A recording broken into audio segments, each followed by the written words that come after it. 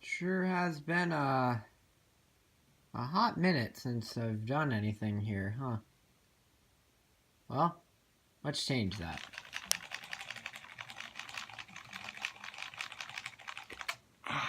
God. Oh, hey, I didn't see you there. I was just playing one of my favorite games of all time, Mario Party, and well, now I need a new controller and a brand new Palm. Mario Party, a previously beloved Nintendo franchise built off of the foundation of ruining friendships and video game accessories alike. A game series stuck in such a beautiful limbo between being incredibly fun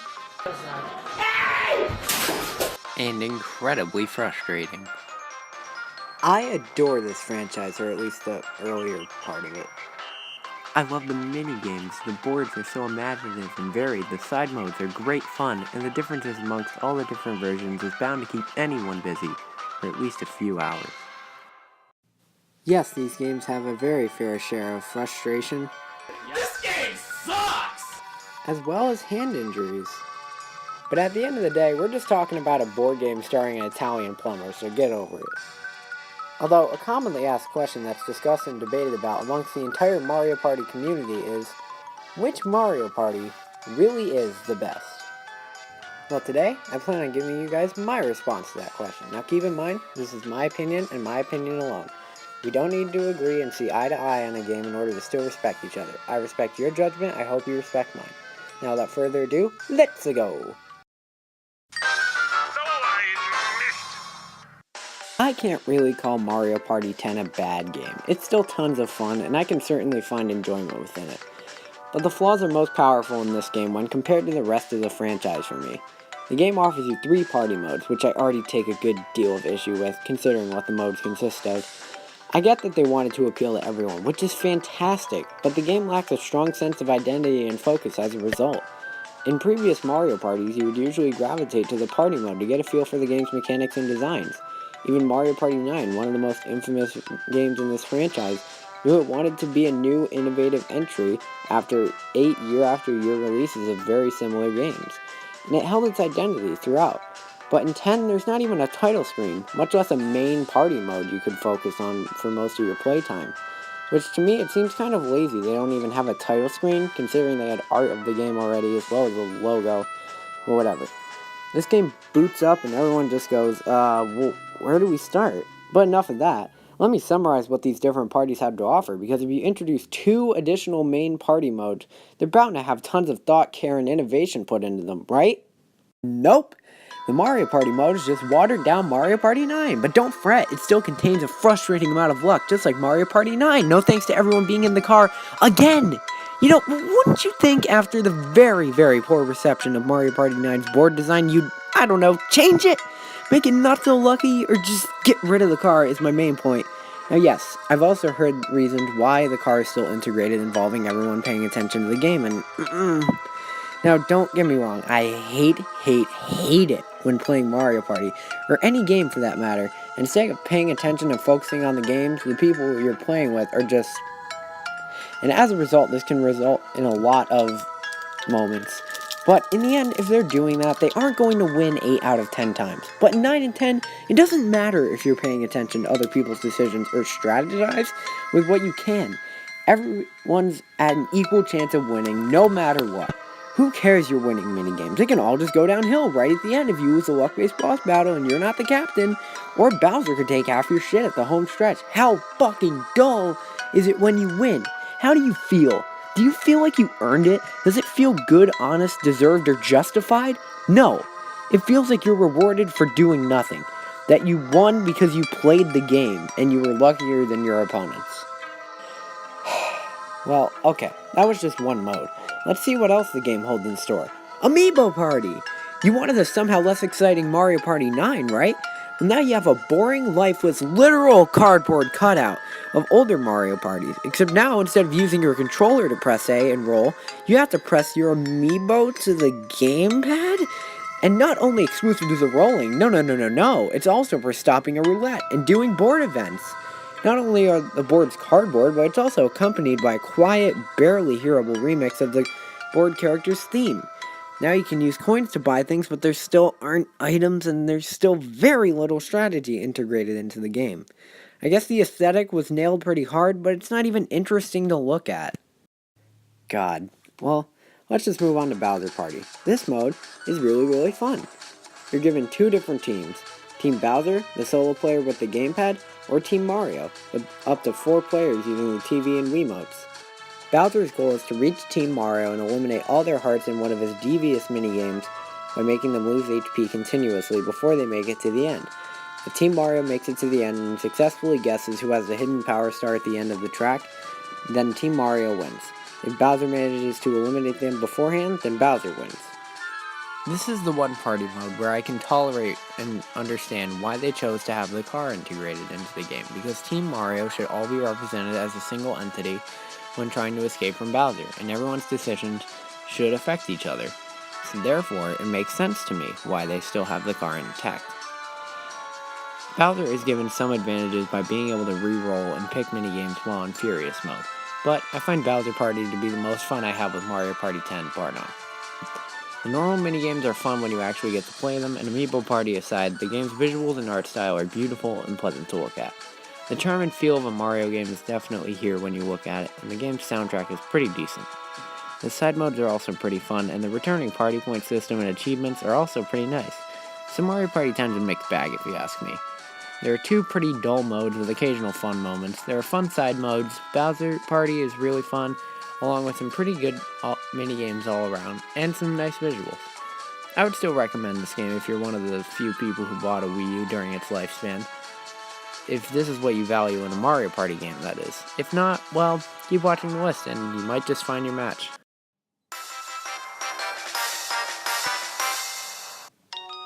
This one might be a shocker.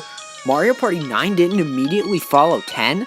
This isn't for shock value, folks. It's truly my opinion. Lots of people really love this game to my surprise, but I certainly don't feel the same way. This game doesn't change a lot from Mario Party 6. For example, character spaces, orbs, a steal-a-thon board, the microphone, they reuse music and animations, Bowser and Donkey Kong minigames, etc.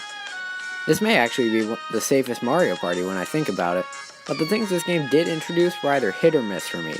2v2 boards were altered to have both members move at the same place at the same time, which I think blows because it completely removes the point of 2 versus 2 board play. Bowser minigames can either be forced on everyone or just the person who landed on that space. Same with Donkey Kong, except he rewards you. Dual rewards and bonus stars were randomized. Characters were given character-specific orbs, 8-player mode, single-player, and free-for-all mic minigames, as well as linear minigame endurance tests. That sounds like a lot when you put it like that. Well, like I said, you hardly notice a big change. I find it to almost be an expansion of Mario Party 6. The boards are all different, which creates a nice change of pace depending on what you want to play, but a lot of them can revolve around frustrating amounts of luck. Mainly Pyramid Park. I hate steal-a-thon boards in general, but this is for sure my least favorite of the steal-a-thon boards we've seen in Mario Party. If I can be honest, the main reason this is over Mario Party 10 is because it has a mainly classic Mario Party board style. What I mean by that is, there are different board styles within the same game, yes, but you still roam freely, collect coins, buy stars, and use items. The atmospheres of these boards are also a little off-putting to me. I can get past it, but it's weird to me seeing Mario standing on what appears to be the equivalent of the Venice Canal or a rural windmill land plot. It still does feel like Mario, just kind of different in terms of theming. The minigames are wonderful. This selection is honestly my 3rd favorite out of the selections of minigames in my opinion. They're super fun and probably some of the most balanced the series has had to offer. Even the 1 vs 3 minigames, although there are the usual stinkers. The duel games are my absolute favorite selection of duel games in any Mario Party, hands down. Hardly any luck-based games puts both players at an even playing ground almost always, and it doesn't hold as many bullshit luck or mashing minigames like Mario Party 5 and 6's duels. We'll get to those games later. But 7's minigames are great. The way duel games are handled, however, is the reason this is at such a low ranking. Mario Parties 5 and 6 have a hodgepodge of quality when it comes to the actual minigame, but the way they're handled has the makings of the best duel system in Mario Party, in my opinion. You could bet stars against your opponent, or if you had the coins, bet 40 for one of their stars. This made coins valuable, and it allowed for some pretty tense scenarios, and in 7, they threw it away. Now whatever you're betting for is determined after the minigame, and randomly at that. They reused this concept in Mario Party 8, which kind of sucks, but at least you could time it and land on what you wanted. In 7, it's a roll of the dice, unless you can separate various frames, but at that point, why are you even playing Mario Party? You should be speedrunning shit. I wouldn't even be so bitter about it if there wasn't a possibility of getting nothing. The randomness doesn't let you know how serious or pointless a duel could be. It gives you a reason to try your absolute hardest at all times, but it's so dumb that you can walk away from a duel that puts your stars at risk and you can walk away with absolutely nothing. I've gotten nothing on these wheels so many times, I'm convinced at least 50% have been nothing. Not only that, but now the bonus stars were randomized as well. It randomly selects 3 of 6 potential bonus stars that could show up. The running star for whoever moves the furthest on the board, the red star for whoever lands on the most red spaces, the action star for whoever lands on the most green spaces, the minigame star for whoever earns the most coins in minigames, the orb star for whoever uses the most orbs on the board, and the shopping star for whoever spends the most coins in shops. I can sum up why I hate the bonus stars being random with one single experience. My sister and I went 2v2 against brutal AI opponents, and we held a pretty strong race against them the entire game. We didn't get creamed, and if anything, we were actually ahead for most of the game. Until the bonus stars came up. We had 4 of the 6 potential bonus stars we could have gotten, and we only needed 2 to win, so we had a 66% chance of getting our stars on there. The AI computers ended up getting both of the 2 single stars they had, and they ended up winning the game as a result. The last big complaint I have about this game is Bowser and Bowser Time. Bowser Time is an event that occurs every 5 turns, which could make Bowser turn a shop into a Bowser shop and force you to lose coins. You could halt your board progress by destroying a bridge. You could steal coins for a photo and potentially photobomb it. He can add temporary Bowser spaces on certain bridges.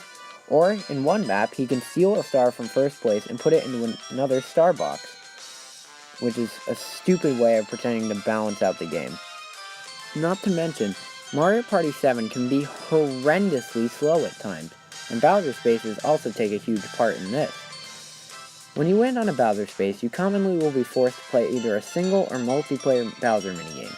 If you lose, you could lose half to all your coins, or even a star. Even if you don't land on Bowser in the first place. If you survive, you're just okay. Nothing positive happens, you're just safe. These minigames take about 1.5 to 2 minutes long, which seems short at first, until you get multiple games in one turn. Sometimes it'll even get to the point where you could just throw the game and it wouldn't matter to you anymore. The 8-player mode is pretty fun, but it's not a game seller, that's for sure. It can be kind of gimmicky with the double controller holding. The microphone is a nice addition when the microphone actually works. The graphics are nice, the minigames are phenomenal, and the game is great fun despite some of the many issues I have with it.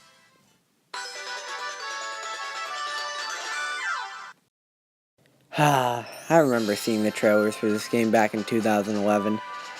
The exuberant music grabbed me by the shoulders and shook me as hard as possible, and I knew I had to get this game when it came out. I honestly really liked this game when it was first released, and I honestly still really like this game now for what it is. I can't say I prefer the newer board style as opposed to the old one, but I do like this game a fair amount. For those who don't know, instead of being put on a board that loops around and you can use coins to buy stars, you're all thrown into the same vehicle that interacts with a linear board, collecting mini stars. The way turns work is everyone in the vehicle takes turns playing as the captain. Whoever is the captain interacts with everything that's on the board, including mini stars, captain events, and which direction the car is going to go in. This mechanic was intended to make it so that everyone was paying attention to the game at all times instead of zoning out and doing whatever. And to an extent that is true, paying attention definitely helps you perform better in this game. But everyone knows it, this game is absolutely plagued by luck. You have little to no control over what happens to you unless everyone collectively collaborates to work towards one goal. Because of this, I can't really say I prefer the newer board style as opposed to the old one. But, believe it or not, I did enjoy a lot of other things that this game introduced. I liked the Bowser Jr. minigames allowing for some select few 2-player co-op minigames. I really liked when Bowser let you play reverse minigames for stars, those were always fun. I love the inclusion of boss battles when they aren't luck-based as hell. I like how last place can choose minigames during the home stretch. and I enjoy a lot of minigames in this game when you actually get to play them. It's near the middle in terms of the whole roster of the series, but they're all pretty good, and they dial back on the motion controls that Mario Party 8 was plagued by. Like I said previously, this game came after 8 year-after-year releases of games following very similar formulas, so I commend the developers for trying something new, even if the gamble was in the end a poor decision in my opinion. Winning in this game unfortunately means absolutely nothing about the skill of the player, just like in Mario Party 10, and the victories don't feel satisfying in the slightest. The board designs look cool, but offer very little in terms of varying boards and experiences in said boards. The biggest disservice to me, though, is the lack of minigames you'll play. You won't play any more than 10 minigames in an entire board, whereas in previous games you couldn't even play the game for less than 10 minigames with a normal board. The captain events integrated into the board gameplay is nothing more than luck-based events forced upon everyone while pretending to involve everybody in a minigame where you lose or gain mini-stars. Bowser likes to throw in his fair share of luck and misery upon the players with things like battling for half of everybody's stars, although to be fair, this has been able to happen since Mario Party 2. There are also many worse offenders as well. But I feel like to really appreciate Mario Party 9, you have to look at the small things, like the vehicle choices, the constellations you can buy, the boss rush, the perspective mode, the minigame modes, the unlockables, and the minigames. I certainly appreciate all these things, and if the game got its basics down a bit better, then honestly I feel like this could be as popular as the Nintendo 64 games are. And I honestly feel bad for ND Cube, the recent Mario Party developers, because the games they developed for are either forgotten about or hated by many of the Mario Party fans lately. I honestly really like this game and a couple of other ones that they've released. This game has great minigames, a unique take on the series, fun side modes, great graphics, and catchy music. Lots of people may shit on this game, but I very much appreciate what it is and what it tried to do. You want to talk shock value? Then I've got some shock value for you folks. This game is one of the most beloved Mario parties ever released, and once again, I kind of failed to see why. We'll start off with the positives. This game did what every good sequel should do, and it expanded on the previous mechanics introduced in the predecessor. It didn't replace it. You were given 3 items instead of 1. Item in duel games became a category of minigames not just specific to one board. There were more items, more characters, a duel versus board mode, and a story mode that, in my opinion, takes a little too long, and it's a really tedious luck-based event. And what I mean by that is, to me, it's way too tedious to keep going through not only every single main board, but as well as every single versus duel mode, which in my opinion, just never really stuck its value for too long. It was good for about 2 playthroughs, but then afterwards it just got stale. I certainly don't see myself playing through the story mode multiple times with every character, like I have for later Mario Party entries that contain a story mode. While we're on that subject, I always found it kind of pointless that they had a story mode in the Mario Party game when it came to unlocking different boards, because if you want to unlock everything and play it all with your friends, you can't. You have to go through a single-player story mode, which Mario Party as a solo-player event is just not fun. It's just frustrating to lose to computers and to get constantly screwed over by luck. The game's theming was always kind of mismatched to me. There's a Paper Mario-esque art design, but it has elemental board themes. Not that there's anything wrong with Paper Mario, but the two just never seem to be a very likely pair in my opinion. This game has probably one of the weakest rosters of minigames in my opinion.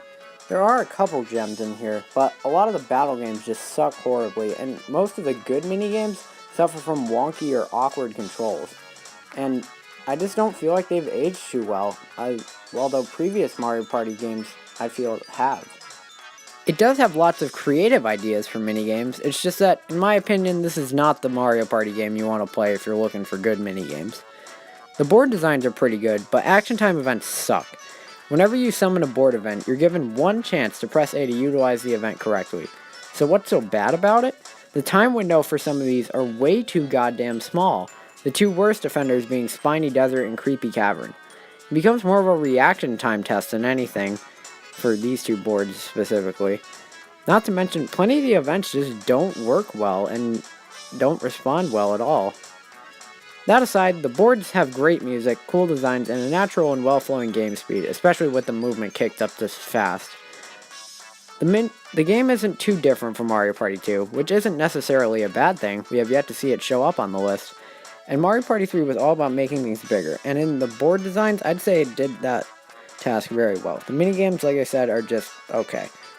If you're looking for a more board-oriented Mario Party game, then I would say this is the game for you.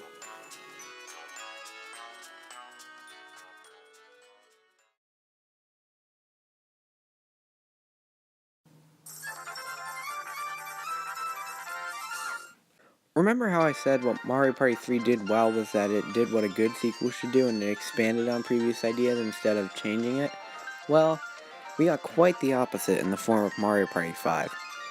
This game changed a lot of shit from the predecessors of this game.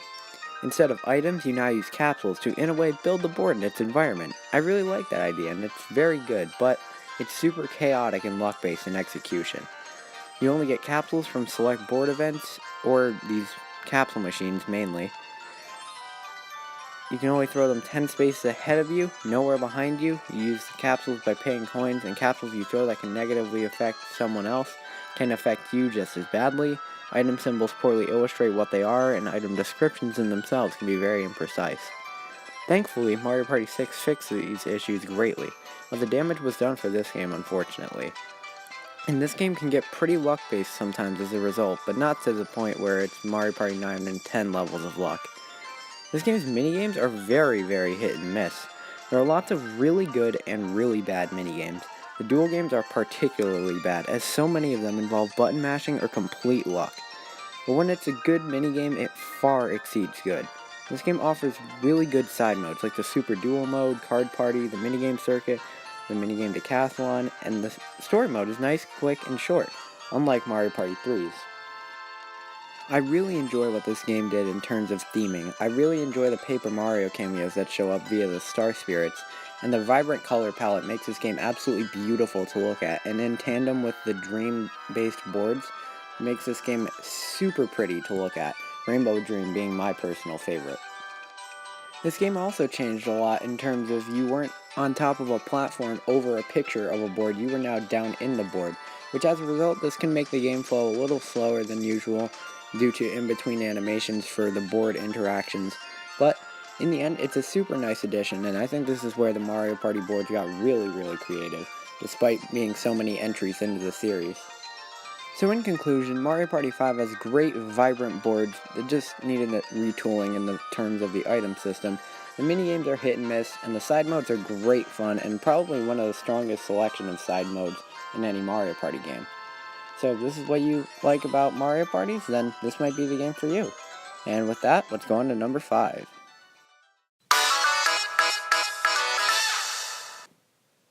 Ah, here it is everybody, the game that started it all. I give this game major props for being such a fantastic game to begin such a phenomenal series. Story-wise, all these series have to offer various little mini-stories presented within each board, but in terms of overarching plot, really the only main thing is that everyone in the Mario crew just wants to be better than one another for their own various specialties. I mean, come on, within a minute after booting up the game, everyone's already at each other's throats. They establish an odd, almost Triforce-esque structure between some of the characters, in that Mario is courage, Donkey Kong and Wario are strength, Peach is wisdom, Yoshi is kindness, and Luigi's just a fucking pussy, I guess.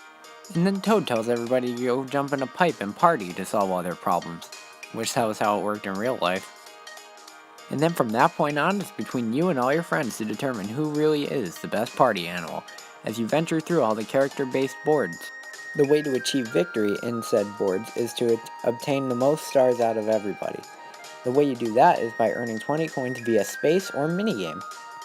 As well as the end of the game, where there are 3 bonus stars, a minigame star for whoever earns the most coins in minigames, the coin star for whoever obtains the highest quantity of coins throughout the entire board game, or the happening star for whoever lands on the most green question mark spaces throughout the board. These bonus stars and minigames help create a great deal of strategy in a game that otherwise looks completely luck-based at face value. And so far, I've been singing this game's praises, but I would be definitely lying to you if I told you this game was perfect, because believe me, it is far from it. This game is incredibly archaic, as well as incredibly brutal. You lose coins in some minigames, which could take away from your minigame coins, which affect your minigame star. Rotating the control stick minigames hurt the palm of your hand and broke your controllers, as well as got Nintendo into lawsuits. Single-player minigames took too long and left the other 3 players bored, and their difficulty varied too much from a 330 coins or loss of 5 coins. And when you lose a board and get 4th place, your character dies, straight up. No, I am not exaggerating. They straight up kill 4th place. Whether it be falling off of a rainbow millions of feet in the sky, or being literally gassed, or shot out of a cannon, or being eaten by a fish, or getting chased by a giant-ass boulder. Now, that's definitely quite a lot of negatives, and you may be saying, well, damn, how did this rank this high? And I'll be honest, it's almost entirely because this is the very first Mario Party. Archaic it is, but the number of off-the-bat great ideas that were executed so well is amazing.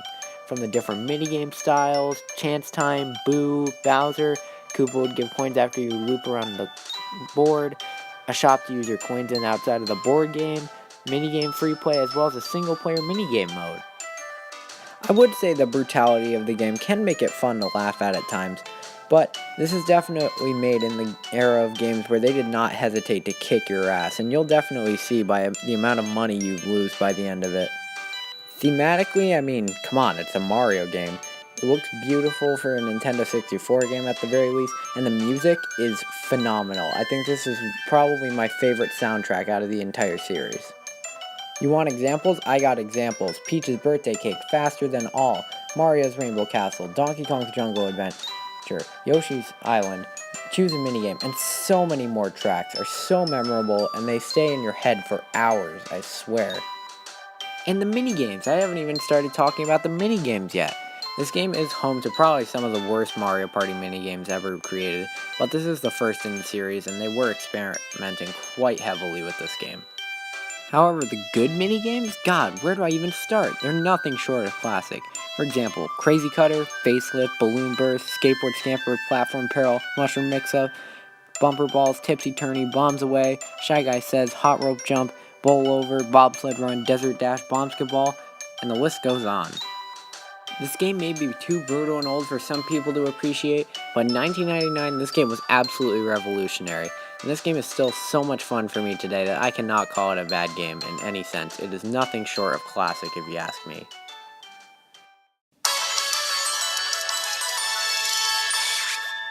God damn does this bring back memories. I gotta admit, this game is where it is on this list, in part to nostalgia, but at the same time, I still look back on this game as holding up pretty well today. To explain why I hold such a nostalgic praise towards this game, I feel the need to mention, this was my first Mario game, and my second Nintendo game that I ever played. Believe it or not, I didn't grow up with many games as a kid. I only had this console called the V-Smile, which was the closest thing I had to gaming from ages 6 to 8. Then, during my mom's birthday in 2008, there it was, a Nintendo Wii, and with it was Wii Sports and Mario Party 8. I was horrendously bad at video games, up until I practiced the hell out of the minigame Sick and Twisted. I grinded the hell out of that minigame, and it's where I gained my passion for video games. Once I cleared it, the feelings I felt were indescribable. The sense of accomplishment blossomed into my love for gaming today. But that aside, this game is kind of similar to 7 in some regards. Every board varies in its gimmicks, there are random bonus stars, there's this very similar single player, there are somewhat random dual rewards, but the similarities end there for me. In this game, instead of using orbs that Mario Parties 5, 6, and 7 established, you now use candy as items. You no longer can use them on spaces, but they serve a good amount of strategy added to the game. I find the Steal-A-Thon board to still suck, but in comparison to what 6 and 7 gave us, this one I can tolerate the most. You now can choose when you'd like to attempt to steal a star via candy, instead of being restricted based on chain chomp positioning. However, the game shot itself in the foot by making the intersections you approach randomly choose where your path takes you. So if someone's chilling out lying in wait on one side and you go the other way, you now wasted your candy and are now vulnerable. This is mainly why I hate these boards, because they are so dependent on rolling, and coins only serve to fuel your number of attempts until you need them to break a tie in stars. But believe me, it won't matter. Normally these boards are completely one-sided. Anyways, This is the series debut on the Wii, and we all know it can't exist on the Wii without motion controls. I know a lot of people despise motion controls like the goddamn plague, but I grew up in this era of games. I was born into gaming thinking motion controls were normal, and occasional mishaps were just people not understanding how they worked or utilizing it correctly. Which, to be fair, I still feel that most people don't quite get it and go, "It's not working. It's not registering. Why is it not picking this up?" But we all know Nintendo was like, "Wow, kids, motion control!" and used the ever-loving shit out of them in minigames. This made it so that Mario Party 8's minigames were very infamous for being Gimmick Fest 2006. But I feel most of the motion controls work. Although I'd rather push buttons like most other competitive gamers out there, I'm okay with most of the minigames. Most of the controls work, so I'm fine with it. The boards are more or less the same as 7's assortment, and this game has meh side modes. Not one of the better side game selections out of the whole series in my opinion. The theme in this game is also kind of hard to recognize, honestly. I think it's about technology or urbanization. You go on an industrial jungle gym adventure, you walk on beach docks, you go through a huge haunted mansion, you ride a train, you go through an urban city and outer space. Almost like a Super Mario Odyssey type of thing. The music is different from most Mario games, but it's still catchy and oh hot damn that minigame music. One thing I've always felt was weird, just a little nitpick, is why do the boards output in 4:3 screen ratio? Seriously, the menus are in 16:9, why aren't the boards? So, overall, I can say this game is here with some nostalgic influence, but as hard as I try to critique it as fairly as possible, this game's always been near the top for me. The boards are fun, I love the minigames personally. The charm is different, but a very welcome addition, and the game always keeps me coming back for more.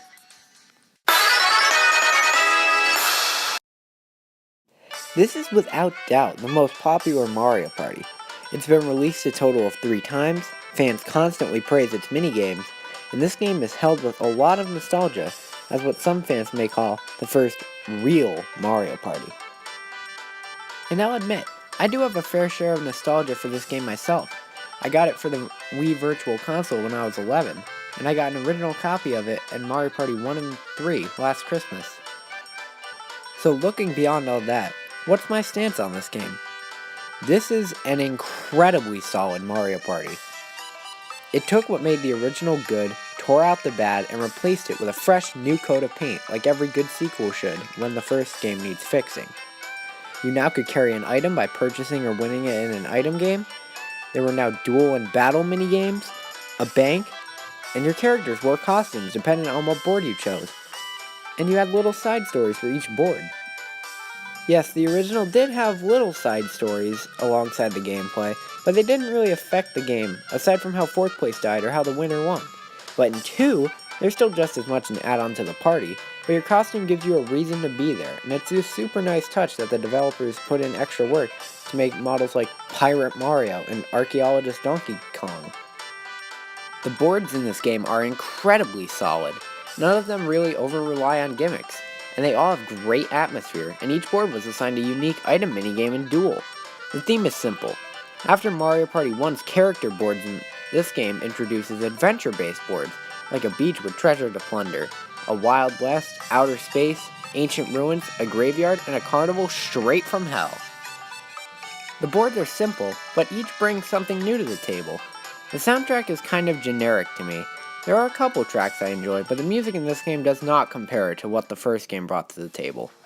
And of course, it'd be negligent of me to not mention the minigames. This game reuses a lot of already good minigames from the original, which is okay, but 1/3 of this game's minigames are borrowed from the first. I don't mind it all that much because it takes games that were okay at first and makes them great. Hop or Bomb became a battle game, so you wouldn't just blow someone up and take their 15 coins, now up to 50 coins can be put on the line. Now everyone would pay into the pot and risk coins. Hot Rope Jump now went on forever, Bumper Balls now had different maps, Hexagon Heat made it so you died immediately instead of hold up the platforms as the blooper slowly pulled you away like in the first game. Bombs Away had bullet bills and a finishing blow with a missile, and Facelift now had you giving the playable characters a much needed, facelift. The new minigames are cool as well, and although I do very much enjoy these minigames, They don't quite reach the pinnacle of minigame rosters that I expected based on the constant praise from the fans. Do not get me wrong, these minigames are really, really good. But as far as how much this game was praised and how much I expected them to be, they're not exactly what I wanted. I'm looking at you, Sneak and Snore, Raking 'em In, Bowser's Big Blast, Day at the Races, Honeycomb Havoc, Abandoned Ship, Toad in the Box, and Move to the Music. Like I said, there are tons of classics to speak of. I just prefer the next two games in terms of minigames. So yeah, I certainly understand why this game receives unanimous praise. It's incredibly solid in nearly every aspect, although the side modes are meh in my opinion. But other than that, great boards, great minigames, great game. At this point in the list, we know which two games are left unaccounted for. I guess I have to pick one, huh? I award the silver medal of my Mario Party Top 10 to...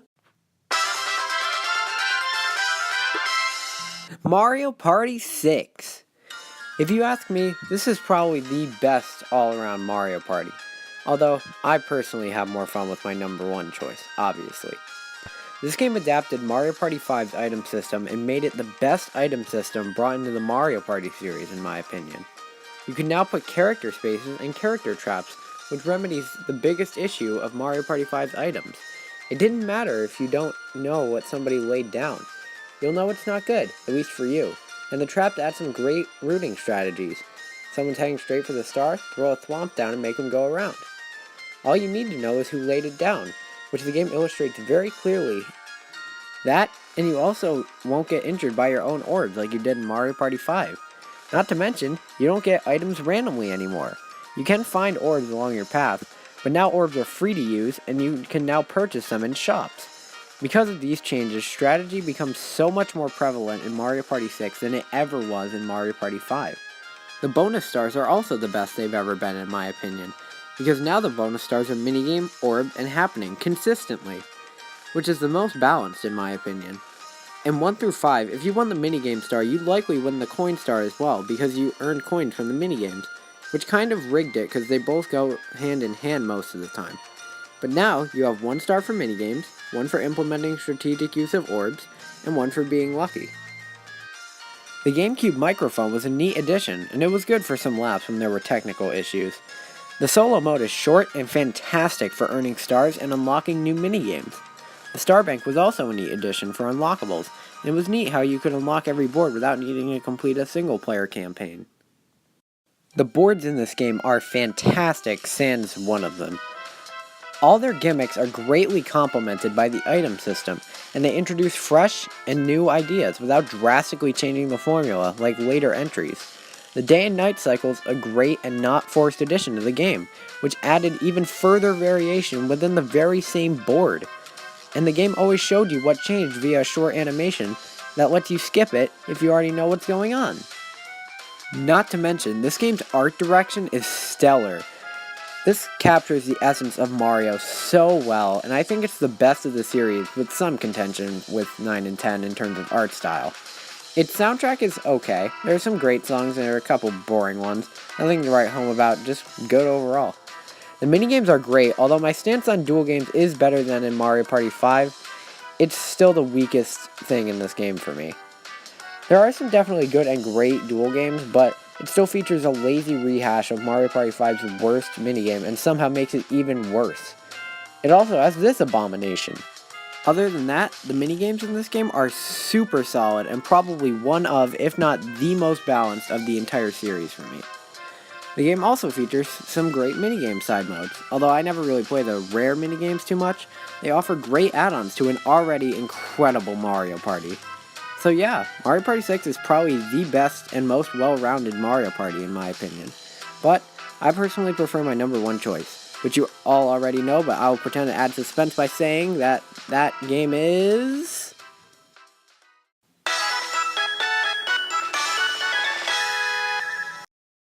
Mario Party 4! This was the first GameCube Mario Party I owned, and man did I grow to adore it in time. This game was a huge technical jump from the Nintendo 64 to the GameCube. The 3D models were so detailed and made Mario and the gang look the best they ever had. The game controlled so much better than anything the Nintendo 64 games even attempted. So not only were the controllers better, but so were the controls overall. From the Nintendo 64 to the GameCube, this game is beautiful. The color palette is so vibrant and fresh. Although to be fair, every other game has good colors, so... The big thing that bothers me are the boards and their structure. You're only on a gray platform over a background of the environment, like in 2 and 3, except when the boards were in 2D, it never made a huge difference, but in 4, it's in 3D, and it kind of sticks out like a sore thumb. Otherwise, I love the boards in this game. They all have their gimmicks, but they still feel as classic as in 1 through 3's boards. Thanks to the game being in 3D, things are slower compared to the previous games, due to added animations. But in the end, it doesn't bother me at all. The new animations are nice and smooth, and they don't take too long for my liking. Except one animation you'll never see the end of are the magic lamps. The magic lamps in this game show up way too early. They are 30 coins, so they aren't cheap, and you can't just buy them off scot-free. But eventually, you do get tired of seeing the fat genie earthquake you to the star. The main gimmick of this game is the mini and mega mushrooms. Every couple of spaces you'll see a mushroom space that gives you either of these, or you can find them or their better variants at the shop or in the mini games. I'll go over those in a minute. The mega mushroom works as normal mushrooms in 2 and 3, except you turn big and you can crush someone in your way and steal 10 coins. While you're in the state, you skip most board events unless it determines which way you're going. Otherwise you skip everything, including the star, the lottery, and various other board events. The mini mushroom makes you roll 1 through 5. But you can go through these special pipes that lead to shortcuts or other areas. You can also use a mini mushroom in front of a mini game in order to play a special minigame for an item, or coins. Each board contains 1 item minigame and 1 coin minigame. The mini games are great ways of making it so you aren't waiting for very long for something like a 1-player minigame or an item minigame in the previous games. With those minigames you had to land on a space, watch the wheel choose the game, show the instructions, read the instructions, play the minigame, potentially get or not get an item, and then wait for another loading screen, and then move on. But in this game, you do all of that on one screen in about a third of the time, and in most item minigames, you'll get something, whereas in 3, there are a handful of games you'll be lucky to get anything from. Now granted, the minigames don't take as long as I'm making them out to be, but in the end, it is a much faster process, and it makes the game speed flow a little faster despite the 3D animations and all.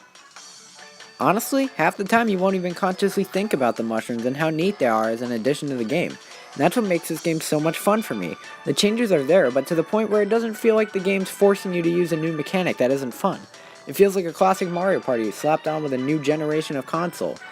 Theme-wise, this game is all about partying, I think.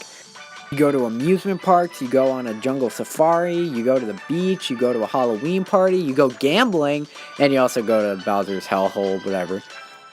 On top of that, the music's pretty nice too. Every single track sounds like they're very thematically fitting to their board or minigame that they play alongside.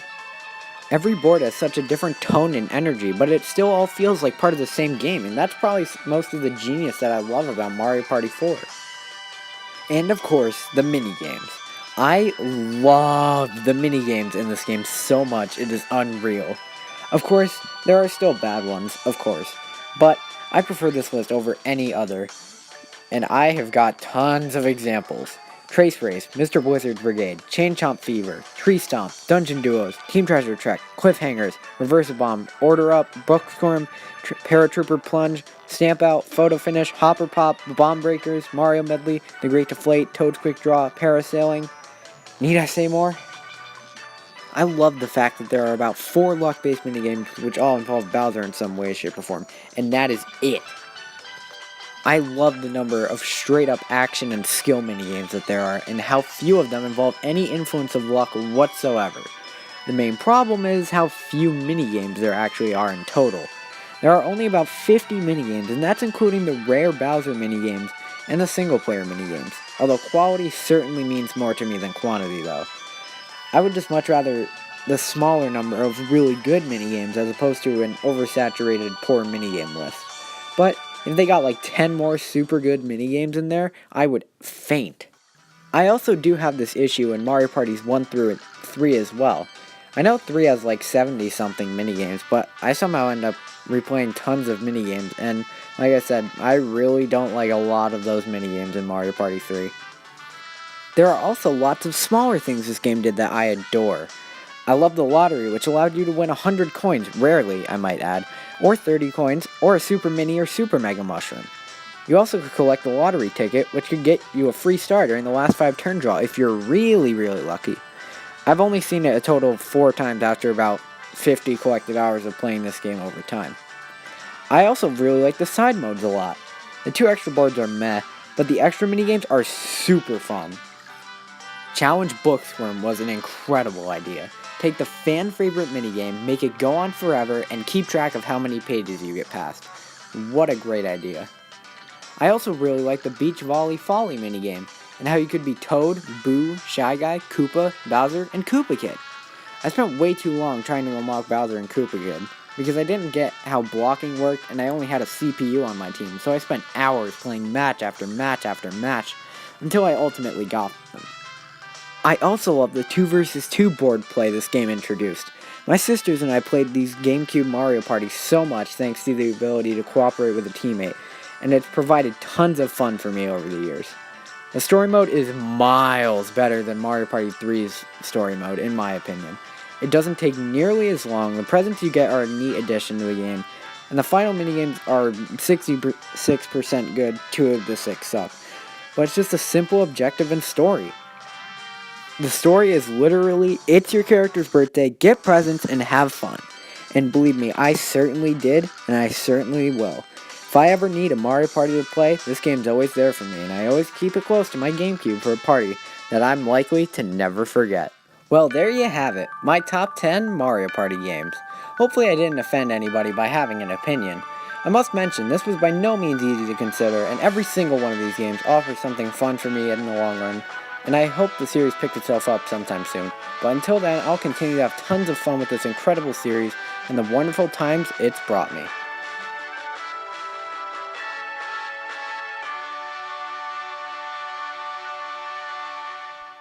Damn, this was way longer than I thought it would be, huh? What can I say? When you get me going in depth with Mario Party, you're in for a spin. Thank you so much for watching this beast of a video, and I hope it was entertaining for you. This was my first attempt at a video like this, and it does show in some cases, but please give me feedback on the video and tell me what I could do better, or what I did right. This was in the making for about a month now, and I had this giant script planned about 6 months ago, but I had tons of fun working on the video editing process as well. I also want you guys to share what your top 10 Mario Party games are, as well as what you want to see next from me. Would you like me to go back to the grassroots of cam quality Let's Plays, or stick to less frequent, more edited videos? I would have fun with either, but I want to hear what the potential people watching would want. I may get to you by the end of the holiday season, but for now, thank you all so much for watching, and have some happy holidays.